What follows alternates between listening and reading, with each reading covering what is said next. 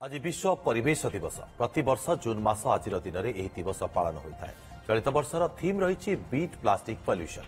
विश्वर प्राय 143 राष्ट्र में यह दिवस पालन कर परिवेशर जत्न नेबाकू यह दिवस समस्त को वार्ता देता है। 1972 विश्व परिवेश दिवस पालन करपटे पुरी में निरा वार्ता सह आकर्षणीय बालुका कला माध्यम विश्व परिवेश दिवसर शुभेच्छा अंतर्जातीय बालुका शिल्पी सुदर्शन पट्टनायक जणाइछन्ति। बेलाभूमि में पड़ता 1000 प्लास्टिक बोतल संग्रह कर सेगुड़ी व्यवहार कर एक सुंदर कलाकृति निर्माण कर सुदर्शन। प्लास्टिक बोतल व्यवहार कर बेलाभूमि में एक माछ आकृतिर कलाकृति कर परिवेश सुरक्षा करने को से आह्वान देइछन्ति।